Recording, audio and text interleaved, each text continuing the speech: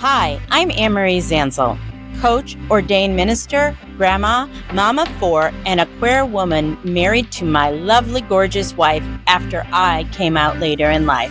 This is Coming Out and Beyond LGBTQIA Plus Stories, a podcast for everyone exploring identity, queerness, and what it means to live more truthfully, no matter our age or stage. We share stories of coming out, starting over, resiliency, how to navigate relationships, grief, joy, and building lives that actually fit us as human beings. No labels required, just curiosity, courage, and a little faith in this journey. Welcome. Let's dive in. Hi, this is Anne-Marie Zanzal, and I want to welcome you back to another episode of Coming Out and Beyond LGBTQIA Stories. I'm very excited to welcome Scott Stirrett to the show today. He is the founder of Venture for Canada and the author of The Uncertainty Advantage, a guide for recent grads on navigating today's unpredictable career paths. He's passionate about helping others build resilient careers and has spent the past decade working with over 10,000 early career professionals. He lives in Toronto with his husband. Scott, welcome to the show. Thanks so much for having me on. Now, I'm so glad I connected to you because I have a son that's a senior in college. I'm I'm going to get him to talk to Scott. And he has no idea what he wants to do with his life. So, as you know about this show, is that I always ask people to share their coming out stories with me. So, I would love to hear yours. First off, I think it's important to recognize in some ways coming out is a never-ending kind of journey. So I'll describe it as in sort of chronological order. Yeah, coming out is not a one-time thing. No, it's every day in some ways you come both out. You and I are married, so every time we say our husband or our wife, we're coming out. Totally. All the time. Don't know us, Yeah, we do it all the time. So anyway. It's a never ending. And the thing I'd say is the more you come out, it is like exposure therapy, the easier it does get over time. No, it is like exposure therapy. I'm going to do a meme of that. It is definitely exposure therapy because the more you do it, the less you care. Exactly. So I first became more aware of my sexuality in college. I grew up in Canada, but I went to university in the US at Georgetown. Mm-hmm. And while I was in my, I'd say, junior year at Georgetown, I began to become more aware that, hey, I'm probably not straight. And I share this in the sense that there's some people I know who they were 12 or they're 15 and they knew their sexuality. And I was not like that. If I was to have talked to 16-year-old Scott, he legitimately did not identify as gay. So I think I had a little bit of a different experience that I wasn't in high school, having this deep sense of fear of being found out because I legitimately didn't think of myself as gay. Mm-hmm. And then in college, things began to kind of evolve around my third year. And that's partially in the context that my first year of college, I got really sick with this health issue. So I kind of got distracted by that. And then by my second year, I was focused a lot on a bunch of extracurriculars. And then third year, I finally wasn't distracting myself with a ton of different things and began to really realize that I am gay. And my experience of kind of coming out was not really premeditated. At Georgetown, there's a bar called the Tombs. That's a classic kind of college bar, still around. And if you're ever in Georgetown neighborhood, for listeners, recommend checking it out. And one night, a bunch of friends and I went to the Tombs, and I saw this guy there who I had been running a student government kind of election campaign with, who I related to a lot. And I felt that there were some similarities. We're both only children, both loved kind of politics. Yeah, both. There was just a lot. I, for whatever reason, related to this person. I perhaps irrationally saw myself in this person. Mm-hmm. And he was out and I saw him at this bar. I had drank a fair amount. And then I ordered 3 shots of these milk kind of vodka type thing. Yeah. And I downed 3 of these milk shots, which I don't think I've ever had milk shots in the 15 years since then, or close to. And I came out of the closet to him, just like literally, I hadn't been like thinking about it super intensely. I just was like, I'm gay. And he really was like an acquaintance. So it was very random. And he was like, have you ever told anyone? And I was like, no, I've not told anyone in my entire like life this. So in retrospect, I realized that was a big, kind of thing to just put on a stranger. Well, so too, like you got your liquid courage in, right? Totally. Yeah, it got liquid courage. And then the next day, I came out to another friend who actually did know really well and it was this gradual kind of process. And then I slowly started coming out to more and more people. Wasn't really out to everyone in my life until like almost 2 years after. So it was like a gradual, like it wasn't like 1 month I'm telling everybody. It was this like Yeah. gradual process. Yeah, I mean, like, I think my coming out process from when I started to when I posted on Facebook that my ex and I were we were divorced, and I had come out, and it was 3 years. I mean, it was a really, it was a long time before like when I started to when I'm like, okay, I'm done. I'm not telling anymore. Like, unless, like we talked about, unless because we never stopped coming out, but I never made an official announcement about it again. I'm just gay now. That's Yeah. it. I think I first would have really more publicly come out even online in like 2018 when I was recognized with the like a LGBTQ kind of like leadership award. And it was my first time posting it. And that was like a kind of coming out thing to a lot of people. And yeah, I ended up coming out to my parents like many years before 2018.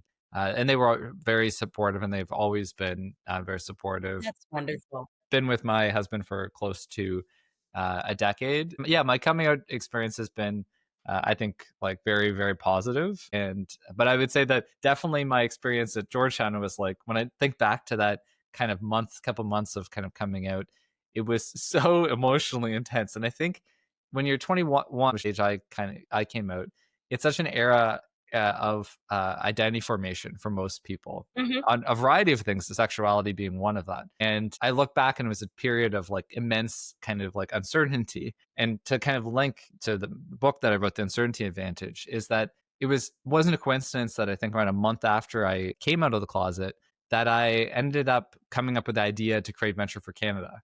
That essentially, the more that I leaned into my authentic self, the more that I felt comfortable taking risks and being bold. And in some ways, being a new version of myself that was more confident in my own skin. Well, and I think that makes a lot of sense because you were authentically being yourself and showing up in the world and saying, "Hey, I'm Scott, I'm gay, whether you accept me or not, I'm still going to live my life the way I am." And it's like losing, like when people come out, it is losing. So for one of the things I always say to my clients is that we have to get really comfortable with people of not pleasing everybody, because people will have opinions about you being queer or not, and it's such a lesson in learning not to care about what others think about you and your plans for your life. And it's really a wonderful gift, especially if you've spent a lifetime of people pleasing, to be able to stop saying, well, I'm not going to worry about this anymore. So you started to create Venture for Canada. So say a little bit more about that and how it is related to your coming out journey. Yeah, at a high level, what Venture for Canada is we are a national not-for-profit that helps young people develop entrepreneurial skills in order to thrive in a world that is more uncertain and volatile. Mhm. And the idea for it came while I was still living in the US. And I had seen similar work being done by an American organization. And thought to myself, like, why doesn't this exist in Canada? And yeah, my coming out journey, I think, linked to it in the sense that I left a job at Goldman Sachs in New York City to move back to Canada to create Venture for Canada. And I did this when I was 22. It was a super bold, quite audacious move in retrospect. It is. You were really young. Oh, so young. In some ways, I look back, I think in some ways how naive I was. But I think it was that coming out experience and feeling more comfortable in my own skin also motivated me to say, okay, I'm going to like shoot for the fences and take a big bet and embrace my authentic self. Because ultimately, like working at Goldman Sachs, well, a great experience for many people, it wasn't a good fit for me. I never studied finance. I had always been interested more in entrepreneurship and social impact. And I just felt like there was a misalignment between what I was good at and interested in and the work at Goldman Sachs. And leaning in and founding Venture for Canada was another element of embracing my authentic self. And it's been an amazing journey. Over 11 years, we've helped over 10,000 people. I've raised over $80 million to support Venture for Canada's work across the country. And we supported people in all, across the country, provinces, territories, and created a huge impact. And I credit a lot of that to the courage to come out 11 years ago, or sorry, back in 2013. Right. And so you started Venture for Canada, and you do think it is really tied to your queer identity. What was it like for you at 22? I think about my own children, and I'm like, I think maybe my oldest child, probably could have done something like that.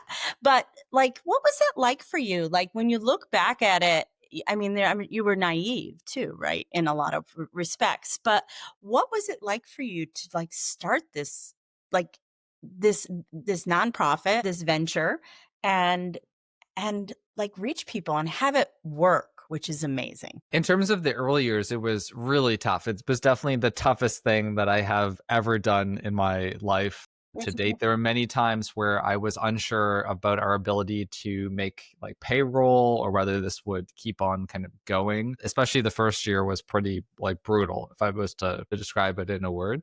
But over time, we slowly got traction and we ended up growing and scaling and diversifying in a ways that I never would have anticipated. And now as I look back and as I leave Venture for Canada in the end of October after 11 and a half years of leading and building the organization, it's been an amazing like journey. And as I attend fellow graduation ceremonies or graduation ceremonies for other programs, and I meet the participants who've actually benefited, like to see that like we have had a meaningful impact at changing a lot of people's lives in really significant ways. There have been people who their whole career trajectories are different because Venture for Canada exists. There's people who have met their partners through Venture for Canada and had children. And like there's all this kind of the many other sort of second order kind of impacts beyond our direct kind of programs. So in terms of how it's felt, it's been amazing. Like I think at the core of my personal mission statement is to help others achieve their full potential. And Venture for Canada has been an amazing vehicle for doing that. And I have a million questions about that, but we're not here to talk about that. We're here to talk about your book, and it's called The Uncertainty Advantage. So can you tell me a little bit about your book and what you talk about in there? Now is the time to sign up for Wing Women Weekend, October 15th to 18th in Provincetown, Massachusetts. This isn't just a conference, it's a lifeline for women and non-binary folks who are new to queer community. You'll be stepping into a place where the energy is electric. Here is where you'll be seen, celebrated, and safe in your new queer identity. And you can receive 10% off your registration when you use the coupon code PRIDE. That's PRIDE. Participants report that this experience is life-changing. For more information and to sign up, visit wingwomenweekend.com. My book, The Uncertainty Advantage, is a guide for young people on how to thrive in uncertain times because we can't. Can you define young people for me? Who is this book? Who do you think this book is for? I think the book is best suited for folks kind of 17 to 32-ish. With that being kind of like the age range that it's adds the most value. That being said, I think that the book can be valuable to people at any age because uncertainty is a sidekick that walks by us at every point in our lives. Yeah, so in terms of kind of the book, it's a guide for folks on how to embrace the chaos of the world because we can't choose the level of uncertainty that's out there in the world, but we can choose how we respond to uncertainty. And I strongly believe that the most important thing that you can do in your career is to learn to see the opportunity in uncertainty, to lean into it, to chase after it in some ways, rather than to run away from uncertainty. And this is informed by my experience supporting over 10,000 people to launch their careers across Canada, but also my own experience in relationship with uncertainty. Well, of course, your first year was like basically, you said, a shit show. And I'm sure you existed in uncertainty there too. Yeah, there was a ton of, and I left a job at Goldman Sachs. I moved back to Canada. I moved to Toronto where I never lived. I knew nobody. It was such an uncertain time in my life. And that was actually an exhilarating time in some ways Mhm. And then we go into COVID, and I really began to experience debilitating anxiety because of the uncertainty. And I ended up getting diagnosed with obsessive compulsive disorder, which at the core is a fear of uncertainty. It's a desire to control the uncertainty in the world through compulsive behaviors and to I have 3 Pardon? children with OCD, so I understand what you're talking about. Yeah. Yeah, it can be really debilitating when the symptoms get out of control, when the ritualistic behavior begins to take out over all of your time, and that you when you start to really avoid the things that scare you. And OCD is something that I still live with. It's not something I have conquered, but a guy getting diagnosed with OCD and going through exposure ritual prevention therapy and kind of detoxing from some really bad habits really motivated me to write this book, because I think whether you have OCD or not, so many people struggle with anxiety and struggle with fear of uncertainty. And I think it's one of the main, if not the principal thing that holds people back in their careers. And uncertainty is not going anywhere. Political instability is not going anywhere. Climate change isn't going anywhere. AI is not going anywhere. But what you can do in your locus of control is you can learn to embrace uncertainty through 6 different pillars, which I talk about in the book: self-compassion, entrepreneurial mindset, and others. And yeah, that's what the book is in a nutshell. Well, it's really interesting to me because I bet your OCD was a gift when you started your business, your nonprofit, because there's a single-mindedness about OCD too, as well, like to keep practicing the same things over and over again. So it was in the sense that it probably helped you in a lot of ways to get through that time period and to grow this business to where it needed it to go. I agree. I think that there are some, if you think of OCD as a spectrum of Mhm. personality traits or behaviors, there's some of the behaviors that can be positive, like single-mindedness, a Yeah, fixation, the focus. single-mindedness. Yeah.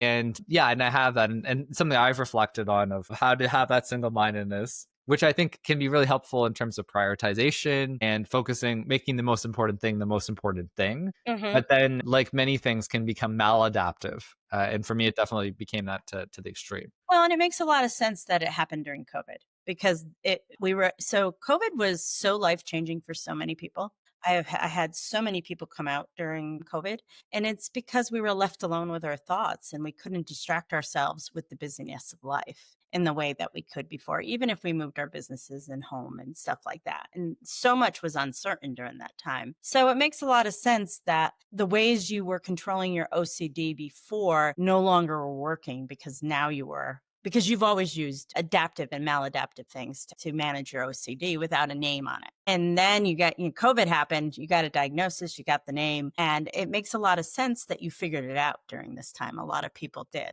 Yeah, 100%. It's to say the OCD behaviors were things I was doing for a long time. It's, I think, partly how I coped through founding Venture for Canada and even coming out. Hmm. I definitely was doing compulsive and ritualistic things since I was a child. Like, it was a long time kind of like building.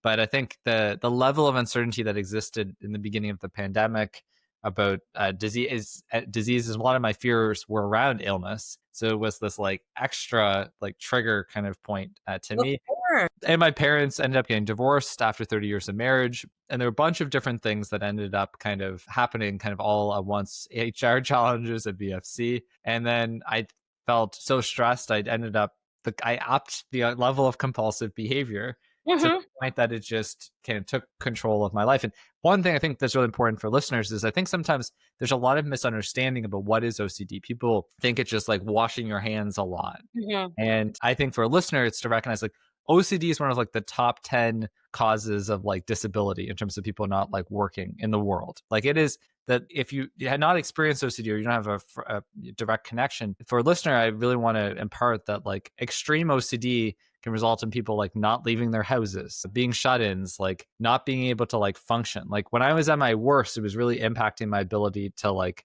work. And yeah, I we'll do a public service announcement for OCD just to say that it is not a joke and it's not just about. No, Yeah. what my wife's ex-partner had OCD and was on disability because she couldn't work with it. And both my mother and sister had agoraphobia, which is a form of OCD as well. And so I'm really familiar with it. Like, and maybe have touches of it myself, but like when I think of it in the classical sense, The hand washing, stuff like that. That is, I don't have that. But I am definitely somebody that has a lot of anxiety and worry, does a lot of things to manage it. And I do like to be in control, Scott. So, so that's one of those things. So do I have it or don't I have it? I have no idea. But I know I'm not neurotypical anymore. And what's really interesting, that people that come out later in life tend to be diagnosed as atypical, not neurotypical, either before they come out or after they come out, which I think is a really, really interesting thing. And somebody who's much smarter than I am needs to study that. So what you're talking about in the uncertainty advantage sounds a lot like how I talk about in the beginning of like coming out, is that we have our comfort zones, right? We have our comfort zones that exist. And then when we try to move out of our comfort zones, and the comfort zones is where your OCD can exist. But when we try to move out of our comfort zones, all of a sudden fear happens, because our brain's not always our friend, And that's like one of the things that we have to learn. Just because we think it doesn't mean it's true. Sometimes our brain is trying to keep us safe, because we are also a biological being where, we're still getting chased by the saber-toothed tiger. So whenever we step out of our comfort zones, a lot of times people get really, really frightened. And that's where the uncertainty is. Am I making the right decision? Should I do this? Should I, in the context of my work, should I get divorced? Should I come out? Should I tell my kids? Should I tell my family? All of those are questions that people have to wrestle with.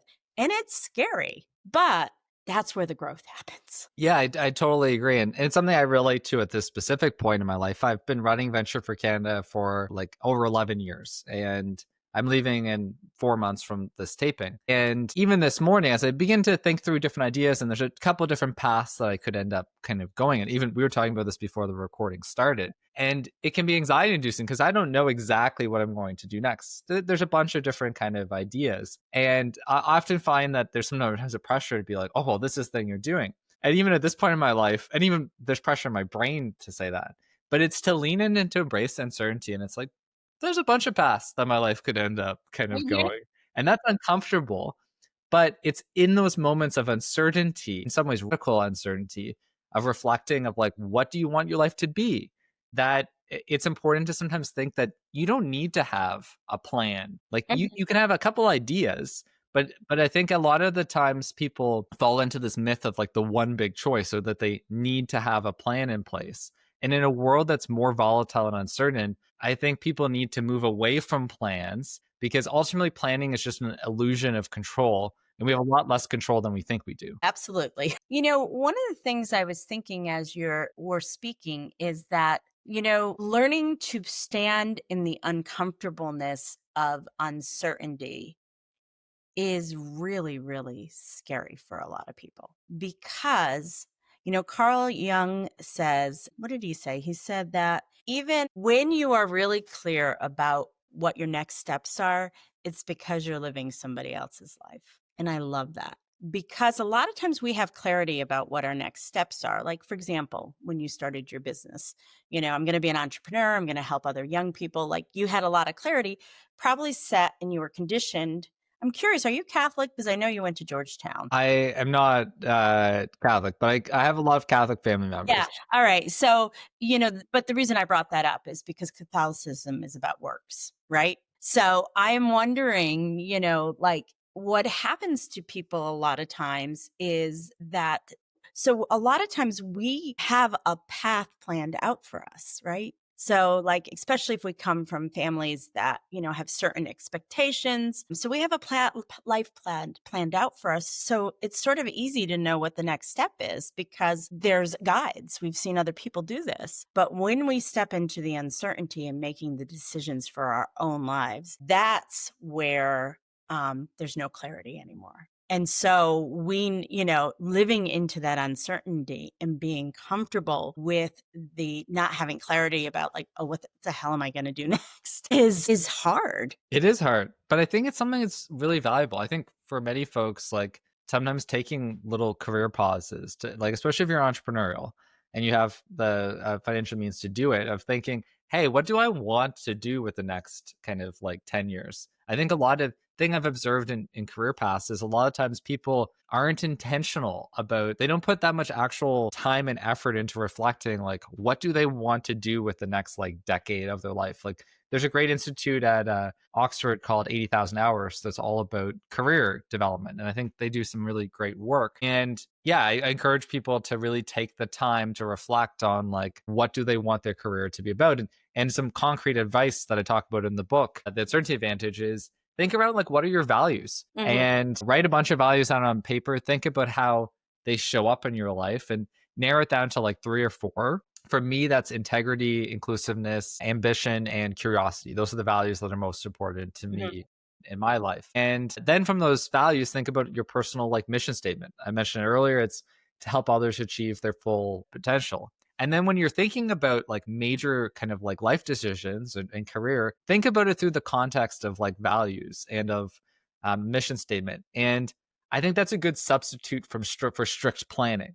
In a world that requires more and more adaptability, it's important to not just be an unmoored ship moving in the wind, but you also still need to be true to like who you are. And I think that in many ways, the mission statement and the values is better than like a really strict plan for yourself. Well, it's really interesting because when we start working with women coming out later in life, you know what we have them do? What do you do? Identify their values, because it's real. Actually, a lot of the things you say is what I exactly do with, like, you know, like our three pillars is self-compassion, shared common humanity, and mindfulness. So those are our 3 values that undergird everything we do about our business and every decision we make about it. And the thing is that I do find that understanding what you value can be so helpful in making every decision you make in your life.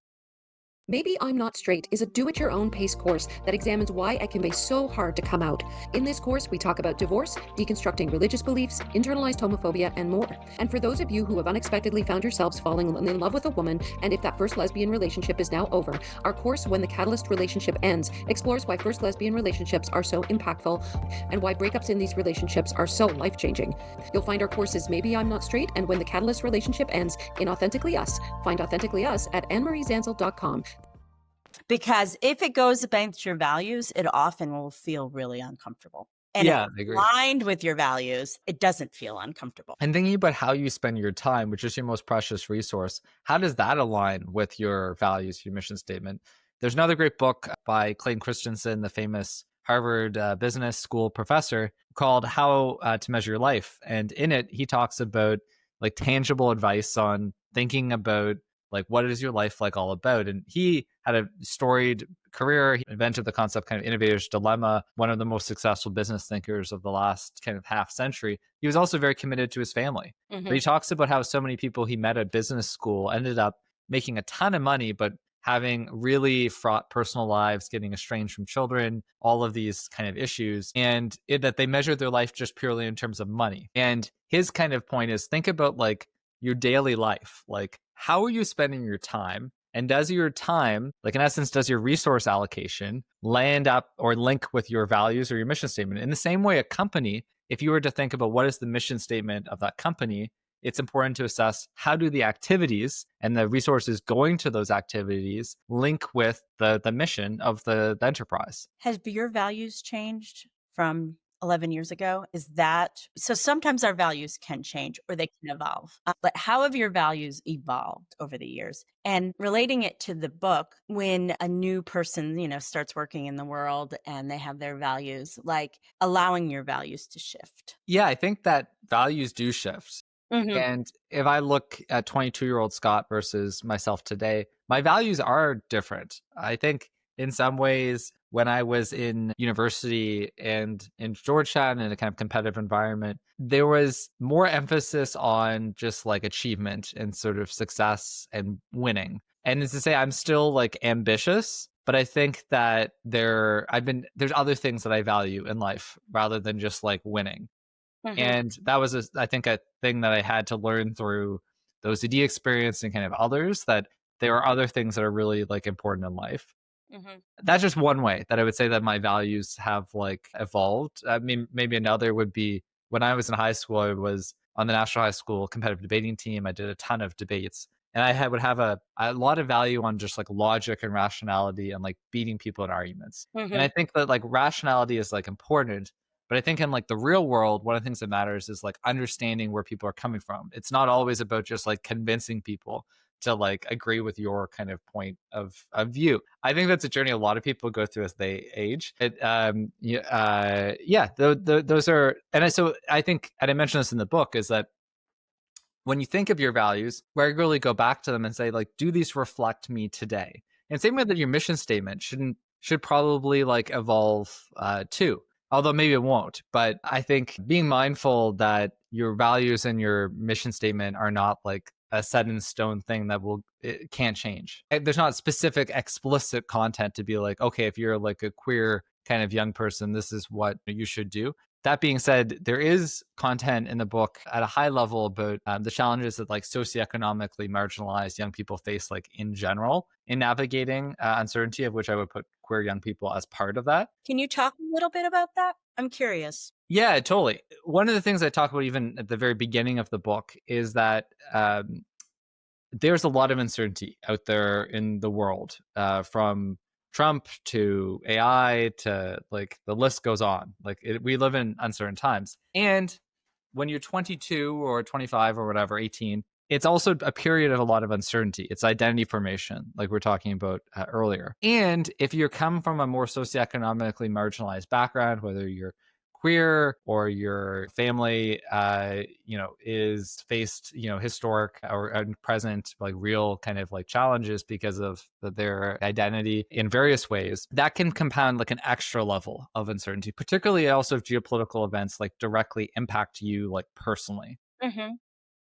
Yeah, I think it's to say, I think that socioeconomically marginalized people are, when there's a lot of uncertainty out there in the world, in some ways, there's more pressure on them than any other group of young people. And I think that the messages in the uncertainty advantage are probably particularly valuable to those who are socioeconomically marginalized. If you have a lot of socioeconomic advantages and are kind of insulated from a lot of the world's challenges, if there's a lot of uncertainty in the world, it's less stressful to you because you have less at stake. Yeah, of course, of course. So what are some of the challenges they actually face from, besides the uncertainty, like young people that are, I'm really curious about marginalized. And do you include women in the marginalized? Yeah, I would put women, although recognizing there's, I think, diverse experiences of Big woman. women. But yeah, I would. I think that women have structural challenges versus men.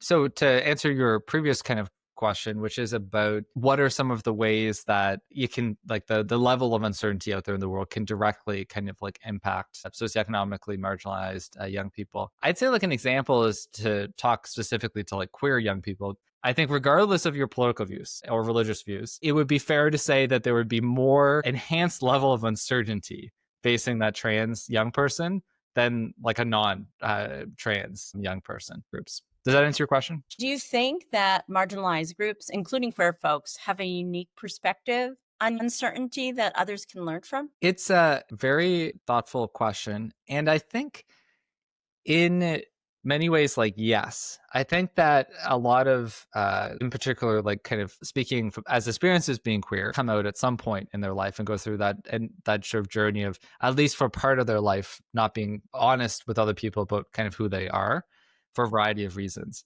The experiences of a lot of queer young people of having to mask and kind of hide who they are, that when you're in that experience, it is inherently uncertain.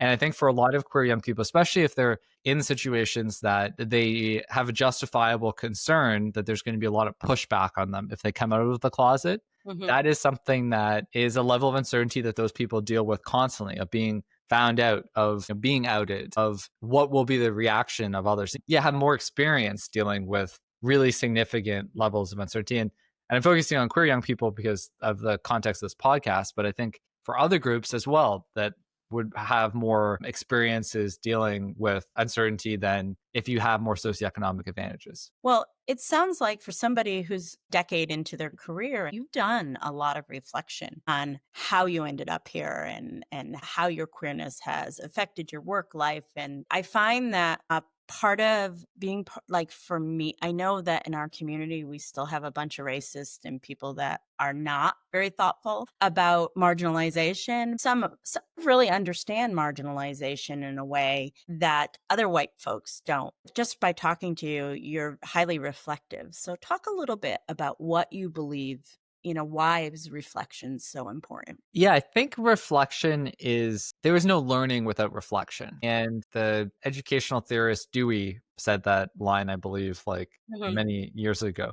And I think it's so true because essentially, if we just go out and learn something and we don't actually like reflect on the learning or how do we apply that or what did we do well, where could we improve, there's no circle of kind of like learning. And when you think of learning, it is a continuous circle. Like I think sometimes in school we're conditioned that learning just ends, but it doesn't. It is this ongoing, never-ending kind of circle. And I think taking the time to reflect about a day and how it's gone, like Mhm. saying, I'm going to take 10 minutes to reflect. Or and for me, sometimes reflection is doing diary entries. Sometimes it's going to a yoga class. Sometimes it is going for a run without any music.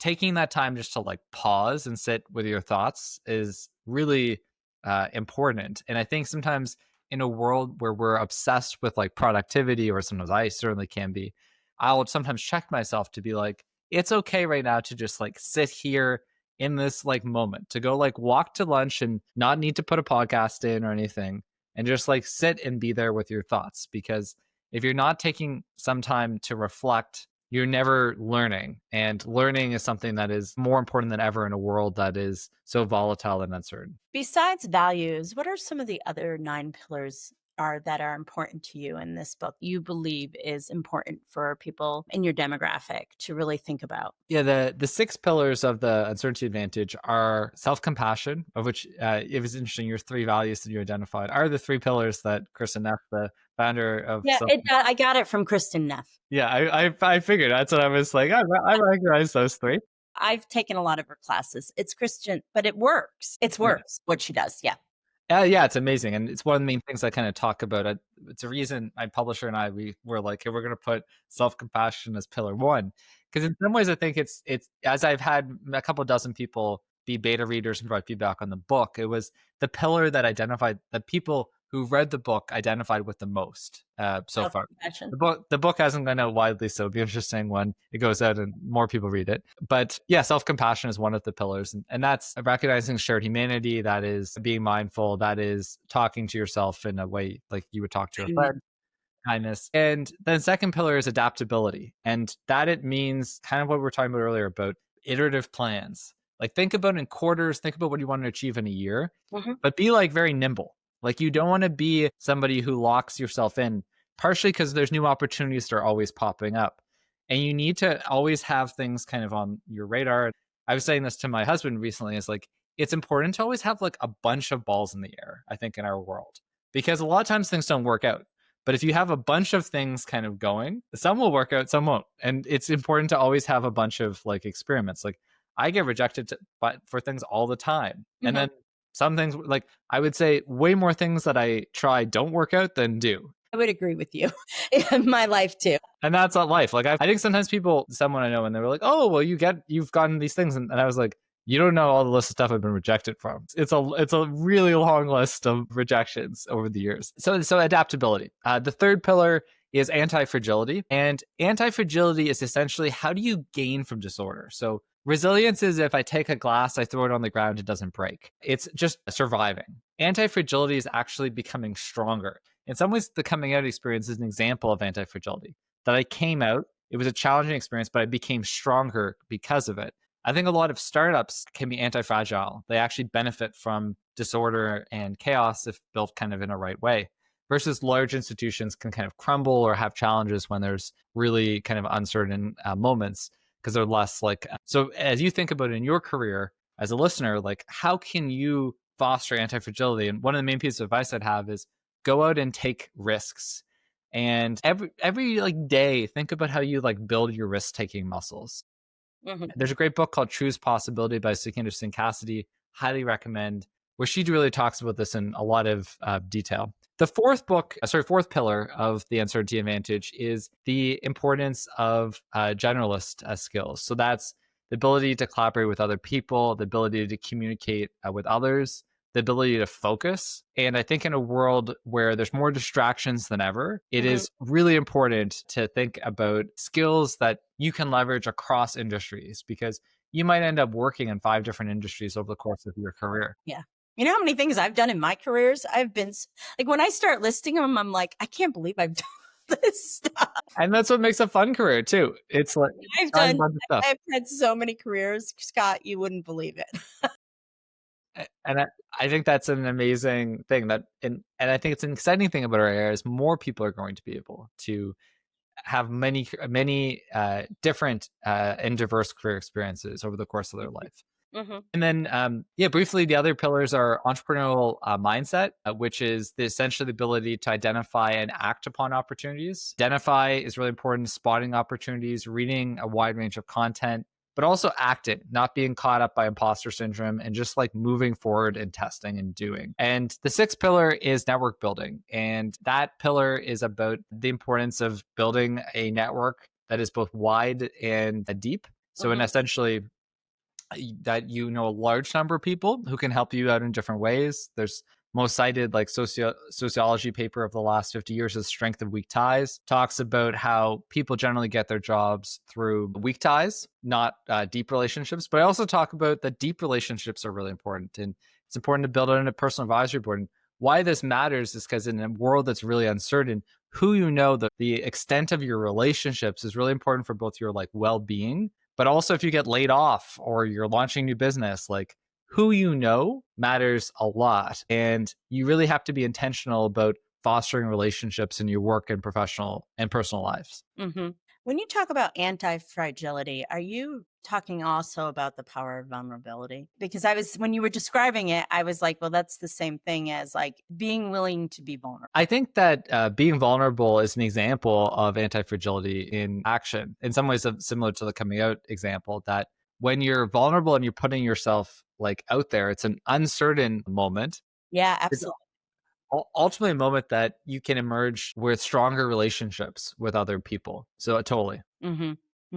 I could talk to you about this for a very, very long time, but I'm mindful of our time together here. And so I always end this podcast with 3 different questions. And so, Scott, did you have a coming out song? Yes, it was Die Young, which was very much of the millennial era. Yeah, it was. And then did you have a book or a movie that really, really changed your perspective on things?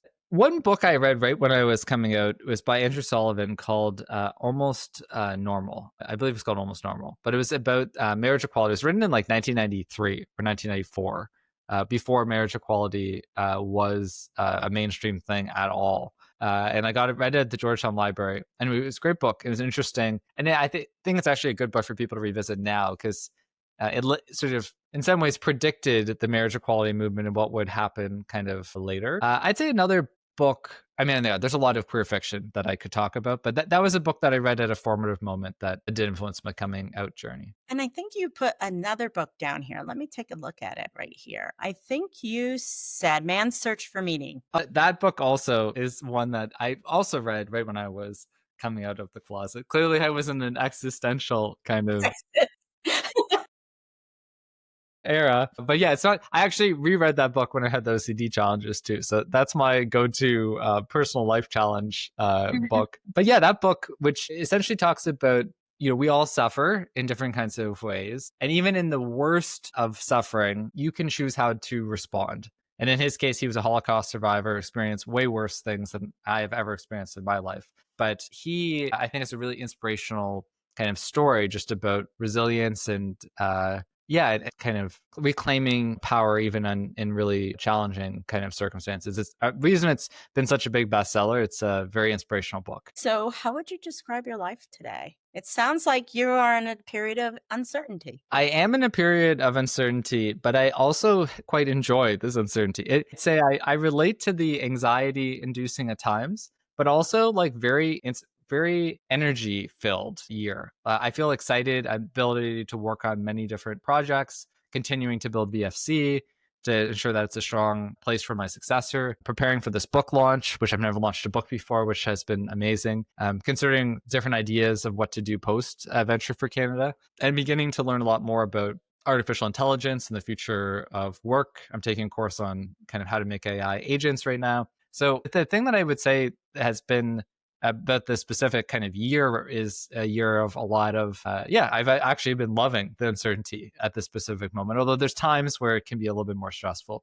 If I was to take a step back about my life in general, I have an amazing husband. We have a great life here in Toronto. And sometimes I will pause and reflect of like, what would 22-year-old Scott like think? Yeah, that's what I was going to ask you, because would 22-year-old Scott approach this era of uncertainty with the same type of attitude? I don't think so. Partially because I think the experience of writing the uncertainty advantage legitimately evolved my own relationship. I think going through the OCD therapy evolved my relationship with uncertainty. Yeah, I think I see more of the excitement. I also think that to the point about life stage, because I now just turned 34, I'm married, we're more like, financially stable, and I have a large network of people that I know. There's more of that, like there's more the anchors of stability in other parts of my life. And I think to have compassion for my 22-year-old self, I didn't have that. No, yeah, you were figuring everything out. Now Everything. Sexuality, career. So now I feel, even though it can be anxiety inducing, I feel a lot more of that like excitement and kind of energy. And I think that my 22-year-old self would be very proud of the Scott and kind of how he has like evolved over time. And sometimes I think about, even for 21-year-old Scott, how this idea of like me being married to a man, and we're in the process of wanting to have kids and kind of going through that, things I would have never thought that would have been like possible are possible. And just the extent to which my catastrophic thinking was like wrong. And yeah, it's been, that coming out was a really challenging point in my life, but it ultimately laid the foundation for an amazing life to come. And yeah, I often wake up grateful to think of so many amazing things in my life. And yeah, the uncertainty advantage in doing this book and kind of in writing it, it's really reflected on my own journey. And one of the things that I want to kind of close with is that I think a lot of people write books and they'll be like, I am the expert on XYZ kind of like topic. Like I know it all. And in writing the uncertainty advantage, it is as much a guide for myself. Like I am in the constant journey and the work of developing a better relationship with uncertainty. And I often think back to the principles of the book and apply it to my life. And I am not perfect in the way that I navigate uncertainty at all. And OCD still rears its head at different points. So I share this, that for a listener, if you're struggling with uncertainty, like I'm here on this journey with you.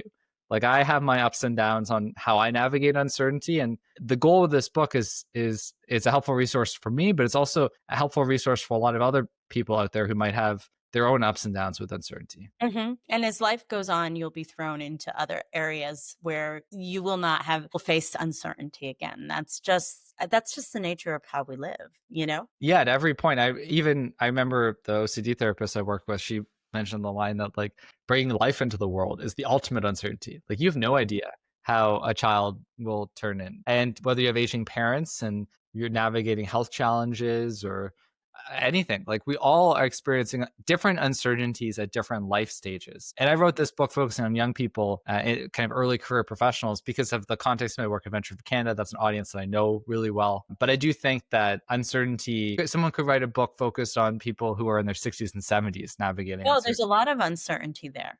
I mean, I'm 61. So yeah, there's a lot of uncertainty that people in their 60s, you're going to have to do a part 2 where you just make it accessible to everybody. Because I think what you're saying is really, really true. It's about comfort zones. It's about fear. It's about trying to navigate your way through the world and being able to sit in your feelings and be okay that you feel scared and not be like, oh, I've got to fix this. I got to fix this. It's okay to be scared for a little bit while you're making major life changes. How do people find you, Scott? People can find me by checking out my website, which is Starret.com, STIRRETT.com. And by checking out the Uncertainty Advantage, which is on Amazon, Barnes & Noble, and at independent bookstores across Canada and the US. And you can check me out on Substack at Scott Stirrett. I send out a monthly email with the best finds that I've come across over the last month. with a focus on uncertainty and the future of work. And yeah, that's the best way to find me. Well, thank you, Scott. And thank you so much for coming on the show. And thank you for the conversation. It was really interesting. I appreciate it. Thanks for having me. You've been listening to Coming Out and Beyond, LGBTQIA Plus Stories with Anne-Marie Zanzal. New episodes of the Coming Out and Beyond podcast drop every other Friday. You can tune in at Apple Podcasts, Spotify, Google Podcasts, and at annemariezanzal.com. Be sure to hit subscribe when tuning in so you never miss an episode. And for more resources, articles, videos, and a free downloadable guide for coming out later in life, visit annemariezanzal.com.